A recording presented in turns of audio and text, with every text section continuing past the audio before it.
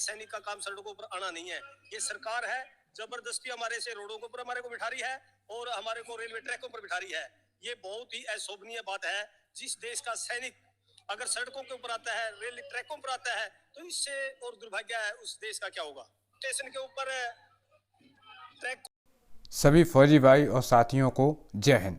दोस्तों, ये सभी को अच्छी तरह से मालूम है कि सेना का एक जवान 100% अपनी ड्यूटी करता है, चाहे वह सर्दी हो, गर्मी हो, मौसम बारिश हो, यानी वो किसी भी मौसम में जब सरहद पर खड़ा है तो वहाँ पर ढिलाई की कोई गुंजाइश नहीं होती है। इसलिए 100% वह ड्यूटी करता है अपने देश के लिए और समय आने पर वह अपने देश के लिए अपने प्राणों की भी आहुति दे देता है। क्यों? आखिर उसके भी पीछे उसका परिवार है, उसके भी पीछे उसके बीवी हैं, बच्चे हैं और माँ है, बाप है, भाई हैं, बहन है। हर व्यक्ति को डर लगता है मृत्यु से, लेकिन एक सैनिक ऐसा होता है जो अपना सीना चौड़ा करके सरहद पर किसी भी मौसम हो, कोई भी हालात हो, पीछे लेना उसके खून में सवार नहीं होता।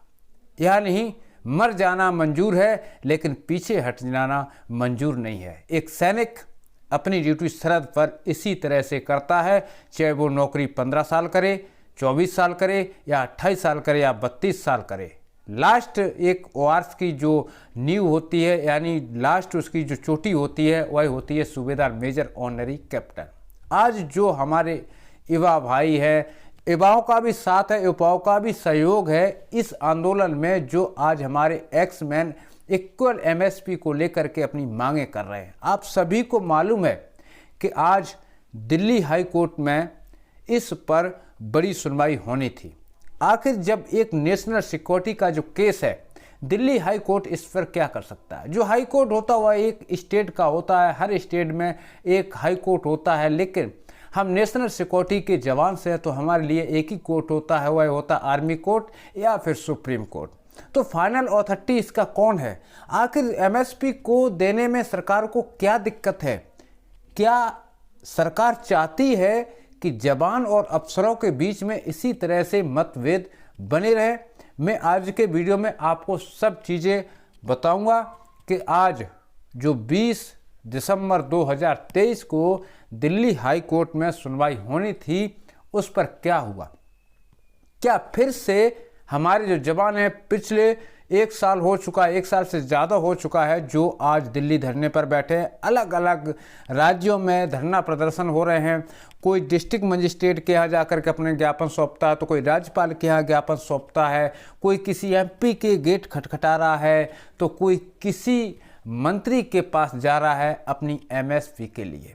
आज जो लड़ाई लड़ रहे हैं वह मेरी और आपकी लड़ाई नहीं है, वह पूरे हमारे भारत देश के जो सैनिक हैं, चाहे वो एक्समैन हो या फिर वह सर्विसमैन हो, सभी के लिए लड़ाइयाँ लड़ी जा रही हैं और सुप्रीम कोर्ट इस पर कोई भी विचार विमर्श करने से आगे नहीं आ रहा है।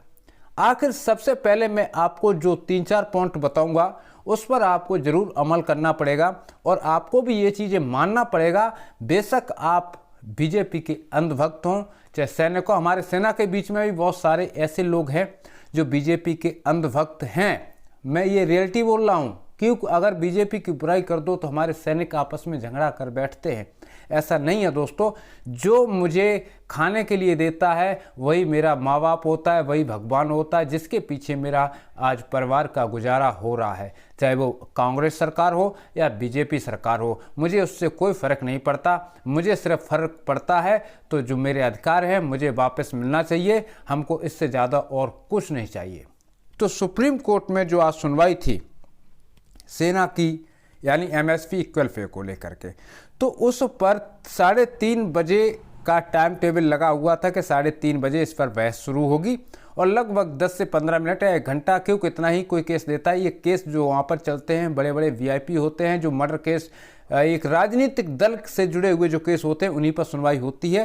बाकी हमारे जैसे केस हज़ारों की संख्या में पड़े रहते हैं, लेकिन हमारे सेना के जवानों की आवाज़ देश के कौन कौन युवा सुन रहे हैं, देश के कौन कौन गार्जियन सुन रहे हैं, जो एक आज जिम्मेवार व्यक्ति हैं। एक सैनिक से बड़ा जिम्मेवार व्यक्ति कोई हो नहीं सकता। आप सिर्फ एक घर चला रहे हैं, वो एक देश को चला रहा है। जो सरहद पर आज की अगर बात करूं तो हमारे यहाँ दिसंबर और जनवरी के माह में सर्दी पड़ती है, उसमें हम पूरे जो हमारे गर्म कपड़े होते हैं सभी पहन लेते, तब भी सर्दी लगती है। लेकिन एक जवान वो है जो -25 -50 टेम्परेचर में 24 आवर्स और 12 महीना एक जगह पर खड़ा है।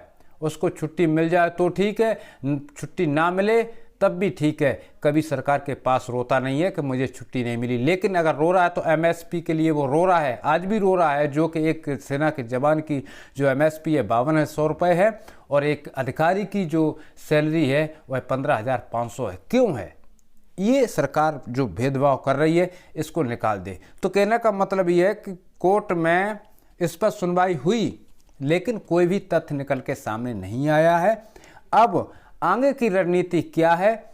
और जो हमारे वकील हैं वो तो ये बोल रहे हैं कि हम सेना को 101% जो उनका अधिकार है वो दिला के रहेंगे। लेकिन कैसे, जब कोर्ट में कोई भी उन वकीलों की बात सुनने के लिए तैयार नहीं है तो वो वकील मुझे कैसे एमएसपी दिला के रहेंगे? लेकिन मुझे भरोसा है और मुझे उम्मीद है कि करना या मरना, सेना के पास ऑप्शन दो ही होते हैं। आज जो हमारे पूर्व सैनिक हैं वो भी अपनी 24 साल 32 साल 28 साल करके उसी सेना से निकल के आए, तो उनके लिए ऑप्शन दो ही हैं, या तो मेरी एमएसपी लागू करो, नहीं तो हम धरना प्रदर्शन अपना जारी रखेंगे।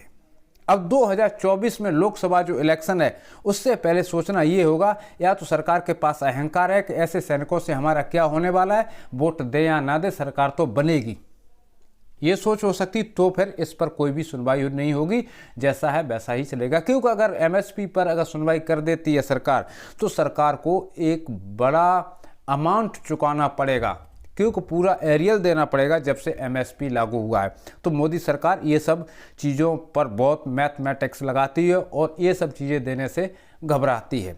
बाकी इतना ज़रूर है कि जब तक इसका मुद्दा हल नहीं होगा तब तक हमारे जो पूर्व सैनिक हैं वो जगह जगह धरना प्रदर्शन और आंदोलन अपना जारी रखें। अभी 1 जनवरी का हमारे सैनिकों ने आगाज़ कर दिया है और मैं लास्ट वीडियो क्लिप में आपको दिखाऊंगा कि और भी क्या सैनिकों ने बोला है, पूरी जानकारी आपको डिटेल में दिखाएंगे। हम यहाँ पर जो बात है एमएसपी को लेकर के, तो अभी तक कोर्ट की अपडेट यही है कि कोर्ट में इस पर सुनवाई हुई है लेकिन इसका कोई भी नतीजा निकल के अभी तक सामने नहीं आया है। लगभग 10 से 15 मिनट उन्होंने अपनी जो फाइल दायर की थी उस पर किया, 2 मिनट के लिए बुलाया और अगली डेट को नियुक्ति कर दी गई। लेकिन वो अगली डेट क्या है आपको अगले वीडियो में पता चलेगी और मुझे भी उसकी अभी तक इन्फॉर्मेशन नहीं मिल पाई है कि अगली डेट जो हाई कोर्ट से है वह क्या मिली है। लेकिन जो डीए पर चर्चाएं थीं, आपको बता दूं जो 18 महीने का एरियल था कोरोना काल में जो सैनिकों को नहीं दिया गया था, वो भी एक सैनिक का अधिकार है।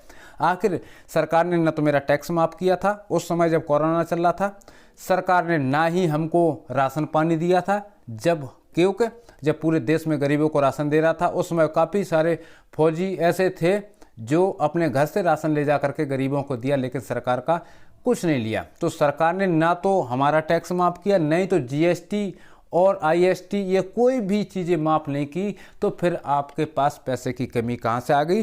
तो इसमें सैनिक का भी अधिकार बनता है कि जो उसका 18 महीने का डीए है वो आपको देना चाहिए। और ऐसी सरकार पर मैं तो कहूँगा कि धिक्कार है, जो कि 1 साल से हमारे सैनिक निरंतर, ऐसा कोई भी बीजेपी का एमएलए हो, कांग्रेस का विधायक हो, सबके पास जा लिए, कोर्ट के चक्कर काट लिए, हर जगह जा लिए, हर प्रशासन के पास जा लिए, लेकिन एक सैनिक को इतना मजबूर करना भी ठीक नहीं है। आप लोग भूल गए हैं कि ये उनमें से वो सैनिक हैं जो सरहद की 24 आवर्स सुरक्षा करते हैं और हम अपने घरों में चैन की नींद सोते हैं। सुप्रीम कोर्ट को भी ये बात सोचना चाहिए। लेकिन आपको ये भी बात मालूम होगा कि सुप्रीम कोर्ट आखिर किसका है? जिसकी सरकार है। सरकार अगर चाहेगी तो सुप्रीम कोर्ट सुनवाई करेगा, अगर सरकार के विरुद्ध तो सुप्रीम कोर्ट भी नहीं जाएगा। हालांकि सुप्रीम कोर्ट के पास में बहुत पावर होती है। आपने देखा होगा अग्निपथ स्कीम के बहुत सारे केस सुप्रीम कोर्ट में पड़े रहे, कई महीना चले, हाई कोर्ट के लिए ट्रांसफ़र कर दिए, फिर 5 हाई कोर्ट को वह अग्निपथ स्कीम का केस डिवाइड कर दिया कि अपने अपने जो इस पर जजमेंट दीजिए। लेकिन सुप्रीम कोर्ट ने इस पर कोई भी टिप्पणी नहीं की। सुप्रीम कोर्ट ने क्लियर मना कर दिया कि जो सरकार कहेगी वही होगा, जो सरकार करेगी वही होगा। तो ऐसे में मुझे और आपको क्या लगता है क्या सुप्रीम कोर्ट के माध्यम से हमको न्याय मिल जाएगा? मुझे तो लगता है कि हम हथियार चलाना अभी तक भूले नहीं हैं और मुझे दोबारा से हथियार उठाना पड़ेगा। और जो सरकार, मोदी जी सैनिकों के बीच में जाकर के पार्टियां मनाते हैं, उस समय उनको याद नहीं आती है कि हम अधिकारी और जवान के बीच में कितना बड़ा फैसला बनाते जा रहे हैं। हकीकत में अगर सेना में देखा जाए तो आज के समय जवान और अधिकारी के बीच में बहुत बड़ा एक दायरा है और उस रूल को अधिकारी तो ऐसे समझते हैं कि ये नीचे लो कास्ट का हो जवानों को, तो ऐसा भेदभाव क्यों? हम भी वही वर्दी पहन रखे हैं, उन्होंने वही वर्दी पहन रखी है। तो इस वीडियो के माध्यम से हम आप लोगों को एक ही बात बताना चाहते हैं, जितने भी हमारे पूर्व सैनिक हैं, आप लोग अपनी कार्रवाई जारी रखें। हर आदमी का इसमें सहयोग होता है। अगर कोई सोशल मीडिया के माध्यम से आपको सपोर्ट कर रहा है तो कोई ऑन ग्राउंड आपको सपोर्ट कर रहा है, चाहे वो सैनिक जो सेना में सरहद पर बैठा हो या फिर पीस स्टेशन पर अपनी ड्यूटी निभा रहा हो, हर आदमी का आपके पास सपोर्ट है।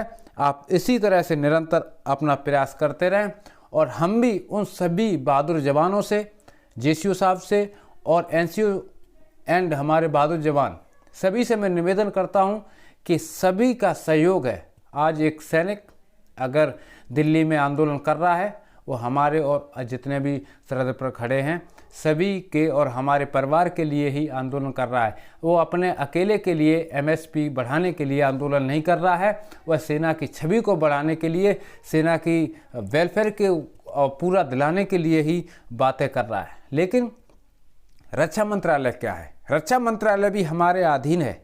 सेना से बहुत सारी ऐसी चीज़ें हैं जो हम सोशल मीडिया के माध्यम से शेयर नहीं कर सकते हैं, लेकिन अगर सच में जाकर के देखा जाए तब वह चीज़ें ग्राउंडली पता चलती है कि एक सैनिक का वजूद क्या है, एक सैनिक का जज्बा क्या है, एक सैनिक चाहता क्या है, एक सैनिक को क्या चाहिए।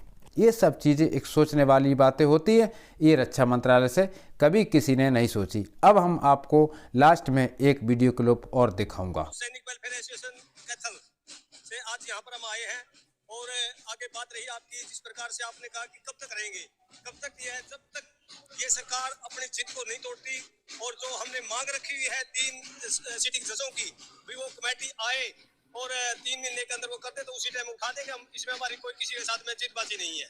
30 फरवरी को आप सभी को मालूम है आज 303 दिन हो गए। उस टाइम से हम अपने डिस्ट्रिक्ट लेवल पर भी, तहसील लेवल पर एमपीज को और कई संगठनों हमारे साथ में, हमारे साथियों ने रैली भी की है, सब कुछ किया है।